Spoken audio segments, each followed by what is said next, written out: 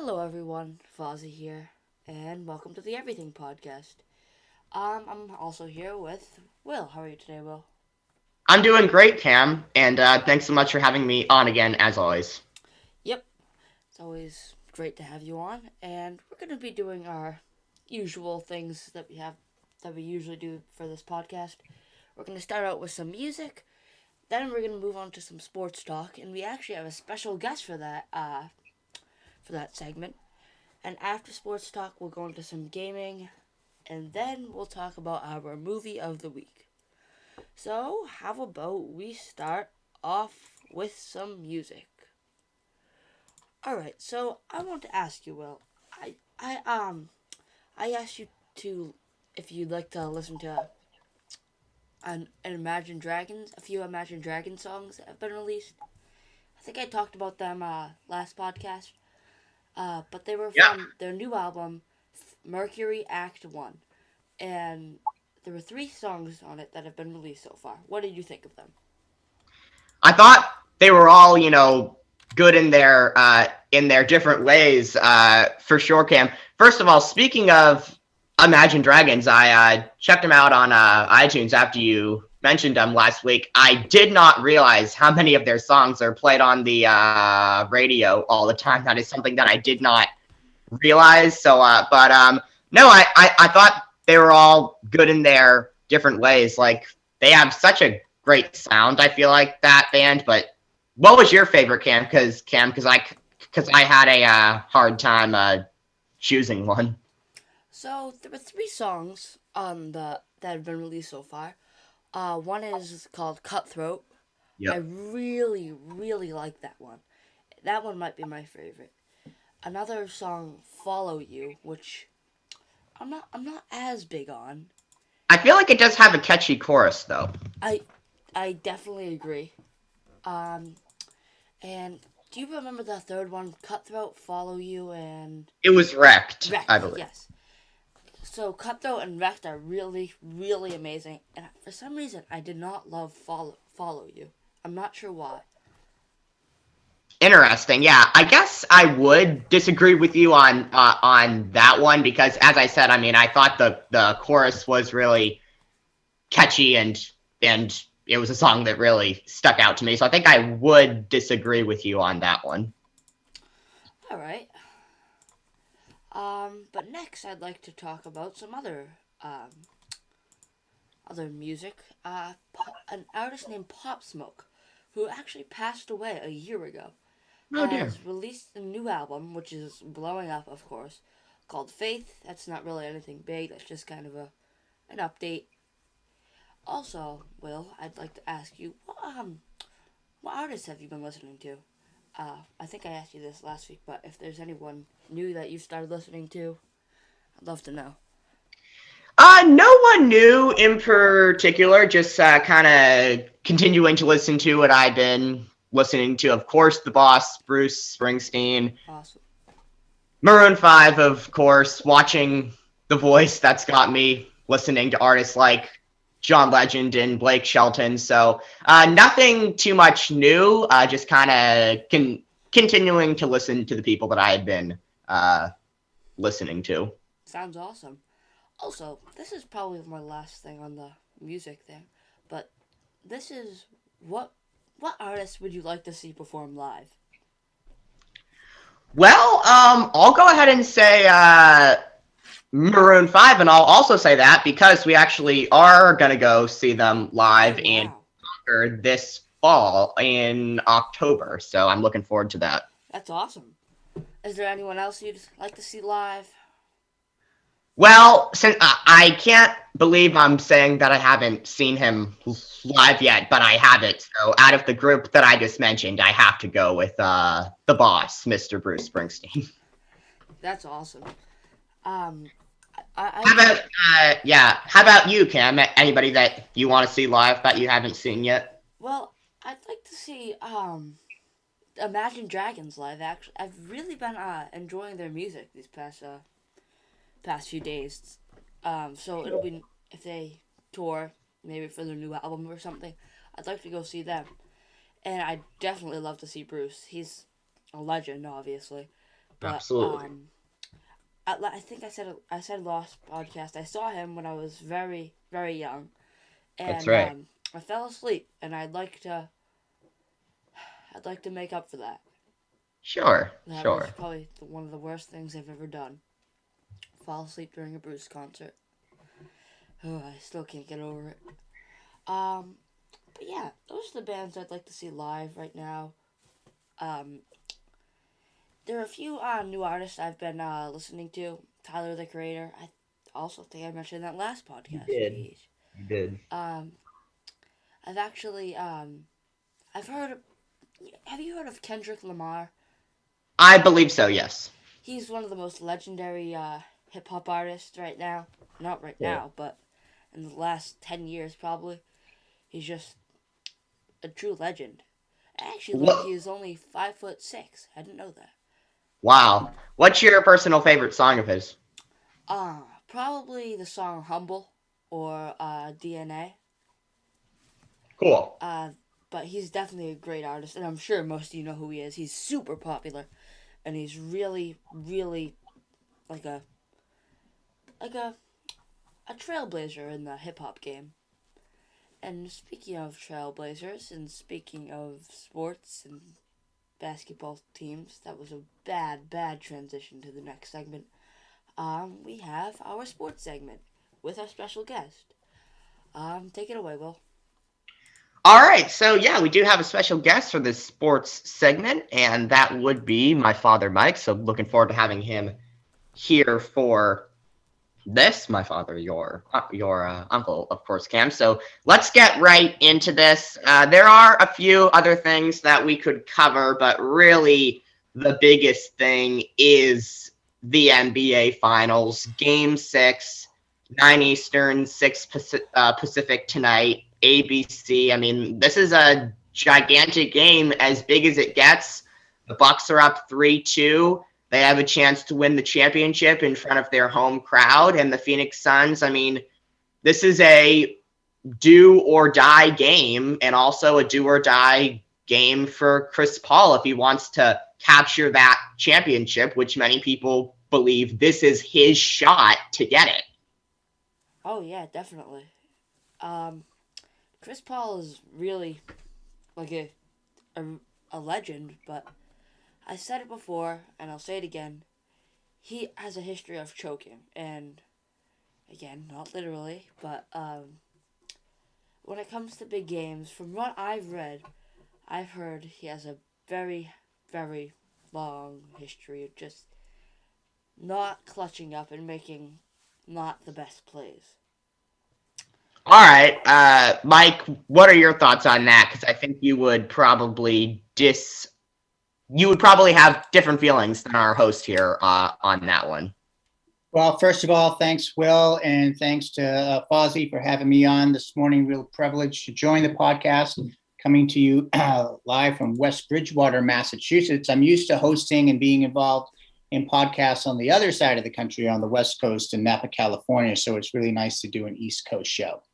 You know, when you dig into the stats around Chris Paul and what he's done in the playoffs, if you look at his playoff performances, his statistics are very similar to what he's done within the regular season. I believe he's been in a lot of situations that weren't necessarily putting him and his teams always in the best situation to be successful, particularly with the underperforming Los Angeles Clippers. And I think there were a lot of reasons that contributed to that. Obviously, if you're sharing the court with the most selfish player in the history of basketball in the beard, James Harden, doesn't train in the offseason and shows up often out of condition, it's hard to win. The culture has always been all about Harden. But I've been particularly impressed with what he's done in Oklahoma City and how he's elevated this team. He's really only had 2 underperforming games in this particular finals, and that happens in every finals, even to Giannis this year. People had him flummoxed during different stretches throughout this entire playoff seasons. It happens to the greats because people will often decide to collapse on them and put all their intentions on shutting a certain player down. That being said, does Chris Paul have a ring on his finger? He does not. Have there been situations where he could have contributed to not having that ring? Absolutely. But I am going on board with saying, and I haven't always historically been a fan of his, but I am now. I want him to get to ring. I believe that the winner of Game 6 tonight will go on to win Game 7.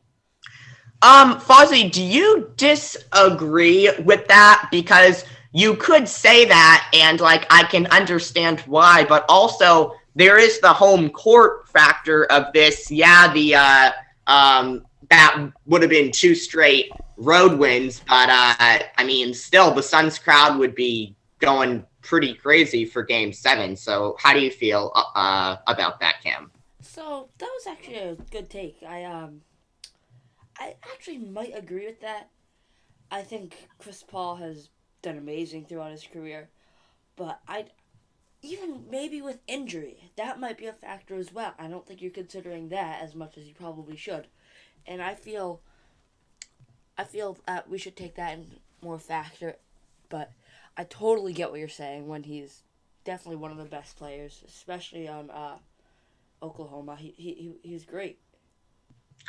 Yeah, absolutely. And I think tonight, guys, is going to be, a big night, or a night where we're going to have to get a big game from a Chris Paul, from a DeAndre Ayton for the Phoenix Suns, because you can't expect Devin Booker to go out and drop his 3rd straight 40-point game. You just can't ask that. Yeah, that's true.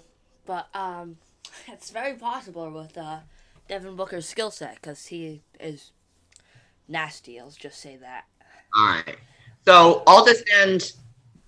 Go ahead, Cam. I was just gonna say, Mike, I believe you actually had a take in which you talked to me about before the podcast. You'd like to talk about. Yeah, thanks, Cam. And yes, I am predicting the Suns to come back, win tonight, and go on the road and take it in 7. I think each game is going to be a nail biter. But to go along with that prediction, I will not be surprised if I'm wrong and the Bucks find a way to close it out tonight. But if they don't close it out tonight, they will not be winning in Game 7 in Phoenix. Hold on. Where is Game 7? It is in Phoenix, correct, Will? Yep. Yes. So what I'd like to preview right now is I did some research, since we're on the topic of the NBA, of the greatest coaches in NBA history. And I'm going to start with number 12. It's an exhaustive list that goes longer than that, but I'll start with 12 because it does have it ties in a little bit to the podcast participants who are here today. And I'm not saying I necessarily agree wholeheartedly with this list. I did get it from the Undefeated, but I thought it had a lot of good measurements in there. And then I wanted to hear feedback from the both of you about this list and what your thoughts are. But coming in at number 12 with 3 NBA championships, he's only coached 1 team in his career. It is Steve Kerr with the Golden State Warriors. Steve Kerr, whose career is obviously still being written, but he's come in at number 12 with a winning percentage in the 700s. 7.709 is his winning percentage. His winning percentage is also in the 700s in the playoffs. Number 11 is legendary coach Larry Brown, who didn't get a title until later in his career with Allen Iverson with the Philadelphia 76ers, his 1 title. He taught with so many different teams, so respected the Nuggets, the Nets, the Spurs, the Clippers, Pacers, Sixers, Pistons, Knicks, and the Charlotte Bobcats. Can you believe it, with that many different players?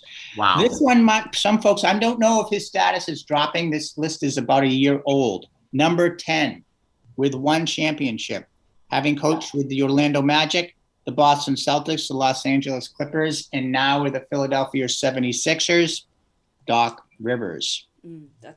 I agree with that. Number 9, coming in with 0 championships. I found it's a little interesting, but always was able to do well at different steps along his career, is George Karl. Number 8, taught with for the Utah Jazz for the majority of his career. He probably would have had championships if he wasn't coaching during the Michael Jordan era, because he had both Karl Malone and his unbelievable guard sidekick during that period of time. But with the Utah Jazz is Jerry Sloan. Number 8, 1 championship, Lenny Wilkins. Number 6, 2 championships with the team I hate, the Detroit Pistons, Chuck Daly. Number 5. Okay, we're really getting down to the nitty gritty. Another interesting one, 0 championships, but 1,335 career wins, Don Nelson. So he's coached the Bucks, he's coached the Warriors, the Knicks, and the Mavericks. Okay, I'm going to read it. I'm not going to say I'm happy about it.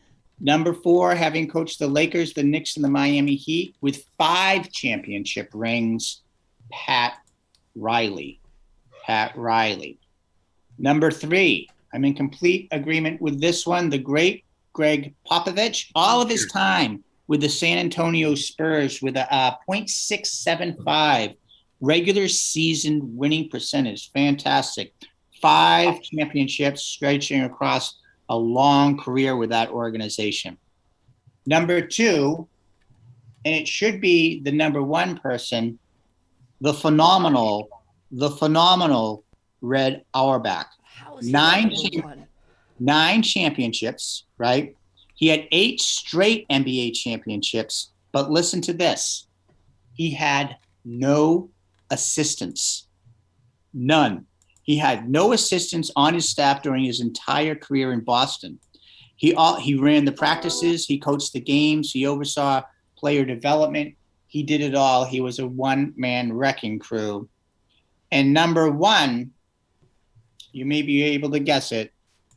I almost feel vomit gurgling in my throat as I say it. 11 championships, though. Phil Jackson. We all saw recently in The Last Dance. It's not his tenure with the Bulls that disgusts me so much, but his tenure with the Lakers, who I despise. But, hats off to him, right?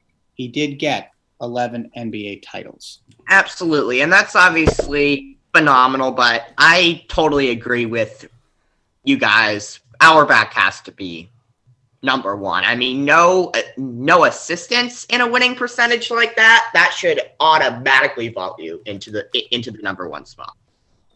In both situations, Jackson walked into established teams with some of the greatest players of all time. Where Auerbach had to create, he also drafted his players. And that wasn't something that Jackson had direct authority over. And at the point in his career that he did have direct authority over that with the New York Knicks, he was an absolute failure. That's why I put Auerbach in at number 1. I would put Popovich in at number 2. And then I would agree with that. Yeah, just because of the amount of titles he has, I'll slide in Phil Jackson at number 3. Hey, and I have to say, too, it does take talent to coach superstars. Absolutely. But it doesn't slot him into the number 1 position.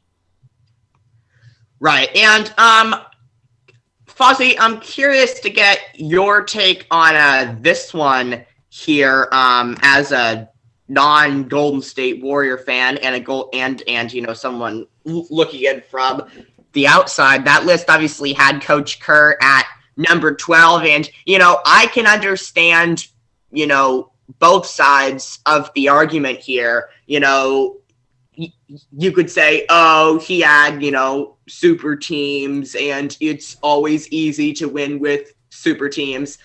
But then, you could look at the other side of the argument and say that Coach Kerr came in 2014-15 and changed that Warriors offense and elevated Steph Curry into a superstar player. And then you could also give him credit for what he was able to do with the Warriors this year, getting them to the play-in tournament in a 39-33 regular season. Cam, I'm curious to get your take on Steve Kerr being at number 12. I think that's accurate. I think he was a good player and probably an even better coach. I definitely respect that, and I definitely think Celtics coach, former Celtics coach, Red Auerbach, I believe. Did I get his last name right? Yes, Red Auerbach. Very good. If I pronounced it right. But Red's definitely better than Steve Kerr, and I think Steve Kerr is an amazing coach. But of course, I'm not really a Golden State fan, and I don't know as much about him as you probably would, Will. Well, no, I personally do think that he deserves the number 12 spot because of what I mentioned, what he was able to do in his first year, coming in, totally changing that Warriors offense, getting them a championship in his first year. Also, although people say they were lucky to win the title that year because Kyrie Irving and Kevin Love were out, but that's a different story for a different day. But like you, I do think he's deserving of the number 12 spot because of how he elevated the Warriors in his first season when he came in. And then I think, he really proved himself as a coach this season, getting them to 6 games over 500 record. Yeah, that's a good reasoning behind that. And I think that might be it for our sports take. We don't want it to take too long because we do have a time limit for this episode. So moving on from this segment, unless you had anything more to add, Will? I don't know. That's it. All right. So next we'll be moving on to our gaming segment, and we really don't have a lot for this. I just wanted to give you guys a few games to try out and a few reasons why you should try them out. One of them is Minecraft. I mean, you probably all play it already. I mean, it's a fun game. I really don't have much to say about that. It's just fun, and you can play on different servers. You can play with people, and it's really fun to play with friends. But I assume all of you have it by now, considering it is the best-selling game of all time. Next is a really fun game. It is only exclusive to PC players, but Valorant, you probably know what it is. It's a very fun game. It's a shooter, not obviously, but it is a shooter, and has some very good game modes like Spike and Deathmatch. They're all really fun, and it is a difficult game, I will say that. I actually do have a review of that game on my main channel, which is called Fozzie. Definitely go check that out. But it's a very fun game, and like I said, you can already see a review of it on my YouTube. Moving on to our next game, I would have Darwin Project. I put this on the list intentionally because I doubt a lot of you know what it is. It's a survival game, and it's a very, very, very basic survival game. Some would call it a little boring, but if you just want to chill, maybe listen to some music in the background, this is definitely a great game. It's not necessarily a shooter, it's kind of a battle royale game. But in the way where you have to craft bow and arrows, you have special power-ups. Graphically, I've found out it is not the best looking game. I will say that. But then again, neither is Minecraft. But Valorant is a very, very beautiful game. But yeah, that is our gaming segment. Like I said, I tried to keep it very short. Because we're trying to be a little less heavy on the news, except for the sports segment, because that basically is news. But I tried to keep this a little shorter today. So yeah, we're going to move on to our last segment. Wow, that went by quick. Which will be our movie of the week. Well, let's hear it. All right, Cam. I've decided. So the first week I did Groundhog Day. Then I did a couple Marvel movies. Today, I'm gonna switch it around a little bit and name Star Wars: The Last Jedi my movie of the week. I mean, I'm sure everybody's seen it, so I don't think I really need to say much. But that is my movie of the week, Cam. I love all the Star Wars movies, obviously. They're classics. But, wow. The Last Jedi. Okay. What's your issue with it? Okay, so I didn't love that movie, actually. I loved all the new movies with Rey. I love Force Awakens. I really liked Rise of Skywalker. But Last Jedi, I did not like. It may have been the who was the director? Ryan Johnson. Ryan Taylor. Yeah. Yeah, and I think he kind of messed up a little bit, and he kind of threw J.J. Abrams' whole Snoke thing out the window because J.J. Abrams had an idea with Snoke, who is a character in the. I thought there were some great Snoke scenes in the Last Jedi, personally. But one of the reasons maybe people didn't love Rise of Skywalker, and I think it had a very big impact on my liking of Rise of Skywalker, is because Ryan Reynolds, Ryan Johnson, messed up. He kind of messed up when it came to Last Jedi. I don't think Ryan. Oh my gosh, J.J. Abrams had intended to kill off Snoke this early. He wanted him to be the big bad, so with him killed off, I guess there was no choice but to bring back Palpatine and the Rise of Skywalker. And I think that scene with Leia, like flying in space, it's ridiculous. It may be the worst thing about the whole Star Wars franchise. But if you like it, actually, I'd like to hear why you like it, Will. All right, well, it is kind of personal, but, my two favorite light side characters tied for number one would be Rey and Luke, and my favorite dark side character actually would be Snoke. I just find him just very funny, and he has this kind of evil warmth to him, if you get what I'm saying. But I mean, it is kind of personal, but like Luke got the most screen time out of those three movies in The Last Jedi, and then I mean Rey was great as she always is, and then I personally thought there were some great Snoke scenes. I mean, how about the like, I get what you're saying about maybe killing him off a bit too early. I mean, I would have loved to see Snoke in The Rise of Skywalker, for sure. But I just thought there were some great Snoke scenes in that movie. I mean, how about when he tells General Hux, like, this is such a great line. My disappointment in your performance cannot be overstated. I mean, what a line. So, I mean, it is kind of personal. Some of my favorite characters get a good amount of screen time in that movie, but I also thought it was, really well done, and I love the fight at the end between Luke and Ben Solo. Okay.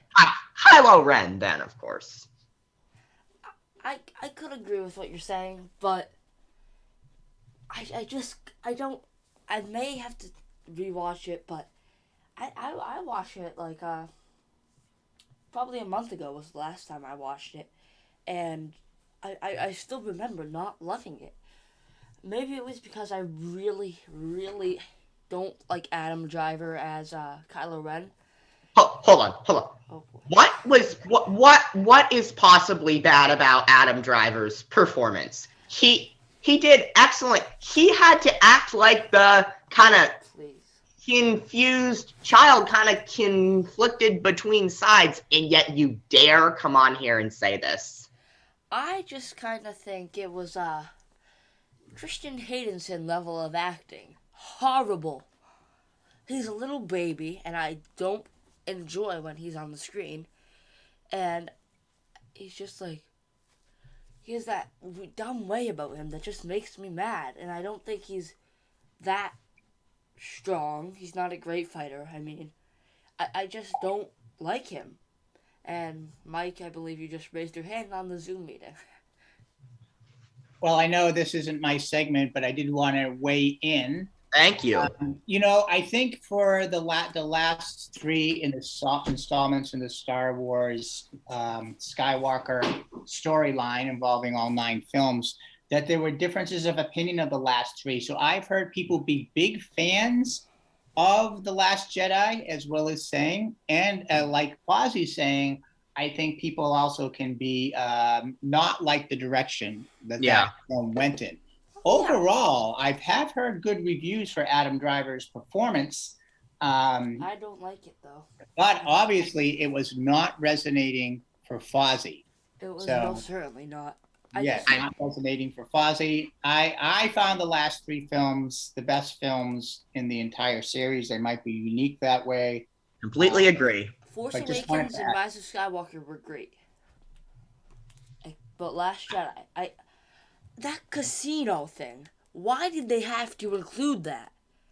When I think they were harkening back to the original, where they would often do scenes in bars and in different places like that, and trying to honor that aspect of the film series. Well, if they were trying to honor that, they did a horrid job. I really Well- did not like it, and like Rose, great character, but they took her away in Rise of Skywalker and just didn't give her yes, anything they to do. took her away in the Rise of Skywalker, but like they had a ton of her in the Last Jedi. So I feel like you're like, know what I mean? Like they had a great amount of her in the Last Jedi, so it's not Ryan Taylor's fault that they didn't have her in the Rise of Skywalker. Okay. Alright, I guess I can see what you're saying, but I just don't, I find Finn to be not good. And he might be the worst part of Rise of Skywalker, actually. He's just always there. He's just always there, doing nothing. All right. Well, this is a time where I'm just gonna have to admit that I disagree with pretty much everything that you're saying, especially about Adam Driver. And by the way, one last thing I'll say for the Hayden Christensen's of the world and the other people in those 3 Star Wars movies. I mean, can you give them a little break in the sense that George Lucas's writing was not good? Oh, I know who the good actors were in the prequels. Ewan McGregor. Outstanding. I mean, Okay. Samuel L. Jackson. Well, he was good. I mean, who was it? Who played Padme again? What was her name? Natalie Portman. Natalie Portman. She was good, but I think that largely is George Lucas's fault. Thank Christian you. Haydenson had the worst line execution of all time. I quote, "If you're not with me, and you're my enemy." That is literally a line that is stated in that movie. And how he says it, he sounds like a little baby. And that's just how Adam Driver's Kylo Ren talks all the time. And that's All right, why I don't like it. All right. One last thing, because I know we've got to wrap this up. Mike, do you have any takes on the prequel cast and what Cam is saying here about Hayden Christensen? Just a couple thoughts and reflections. They had really an all-star cast of very strong, seasoned, highly respected actors for the prequels. Except for Hayden Christensen. I tend to come down on the side of Will in that the writing was so stilted and two-dimensional that it didn't give great actors, even because I consider Natalie Portman a great actress and Liam Neeson a great actor, and yet their characters were wooden, and I think their performances weren't necessarily having depth to them because I don't think the material gave them anything to work with. That's my take on the prequels. I'm surprised they didn't tank the whole series. I just, that is shocking how you could possibly think that. Oh my goodness. How can you think that Hayden Christensen, like, you can't blame that horrid acting on George Lucas. I mean, obviously, horrible, but, oh my goodness, I can't even. All right. Well, I'll put it to you this way, Cam. There is an Obi-Wan Kenobi series coming probably sometime next year on Disney Plus. So let us revisit Hayden Christensen's acting once that series is out. How about that? Is that fair here? That sounds fair. All right, but if you want to watch that movie for our movie of the week, definitely feel free. And if you guys like that movie, good for you.